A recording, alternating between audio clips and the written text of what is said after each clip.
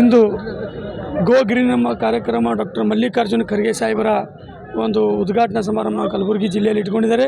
ಇದು ಪ್ರಾಜೆಕ್ಟ್ ಯಾವ ರೀತಿ ಪ್ರಿಯಾಂಕ್ ಖರ್ಗೆ ಅವರ ಒಂದು ಕನಸು ಗುಲ್ಬರ್ಗ ಗ್ರೀನ್ ಮಾಡಬೇಕನ್ನೋ ಕನಸು 200 ರಿಂದ 300 ಕೋಟಿವರೆಗೆ ವೆಚ್ಚದಲ್ಲಿ ಈ ಒಂದು ಕಾರ್ಯಕ್ರಮವನ್ನು ಹಮ್ಮಿಕೊಂಡಿದ್ದಾರೆ. ಇವತ್ತಿನ ದಿವಸ 5ನೇ ತಾರೀಕಿಂದು ಖರ್ಗೆ ಸಾಹೇಬರ ಉದ್ಘಾಟನೆ.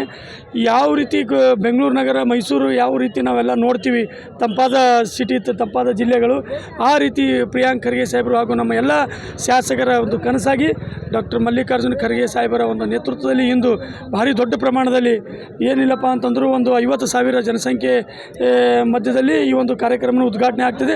ಅದೇ ರೀತಿ ಎಲ್ಲ ನಮ್ಮ ನಗರದ ಸಾರ್ವಜನಿಕರು, ಜಿಲ್ಲೆಯ ಸಾರ್ವಜನಿಕರು ಕೂಡ ಇದಕ್ಕೆ ಕೈ ಜೋಡಿಸಿದ್ರೆ ಮಾತ್ರ ಈ ಒಂದು ಗುಲ್ಬರ್ಗ ಗೋ ಗ್ರೀನ್ ಆಗಕ್ಕೆ ಸಾಧ್ಯ ಅದ. ಹೊರತು ನಾವೆಲ್ಲ ಕಾಂಗ್ರೆಸ್ ಪಕ್ಷದಿಂದನೇ ಮಾಡ್ತೀವಿ ಅಂದ್ರೆ ಸಾಧ್ಯ ಇಲ್ಲ. ಪ್ರತಿಯೊಬ್ಬ ಜನಪ್ರತಿನಿಧಿನೂ ಕೂಡ ಈ ಒಂದು ಗಿಡ ಸಸಿ ನಡೆಸಿ ತಮ್ಮ ಮನೆ ಎದುರು ಅದಕ್ಕೇನು ಗೊಬ್ಬರ, ಅದಕ್ಕೇನು ಬೆಳೆಸ್ಬೇಕು, ಯಾವ ರೀತಿ ಬೇಕು ಅದು ಎಲ್ಲ ಒಟ್ಟು ತಾವು ಕೂಡ ಪೌಷ್ಟಿಕ, ಅದಕ್ಕೆ ಏನೊಂದು ಗಿಡಕ್ಕೆ ಏನು ಪೌಷ್ಟಿಕ ಬೇಕು ಅದು ಎಲ್ಲರೂ ತಾವು ಸಾಮಾನ್ಯ ನಾಗರಿಕರು ಕೂಡ ಅದಕ್ಕೆ ಹಾಕಿದ್ರೆ ಮಾತ್ರ ಹಾಗೂ ಗಿಡ ಬೆಳಿಲಿಕ್ಕೆ ಸಾಧ್ಯ ಅದ.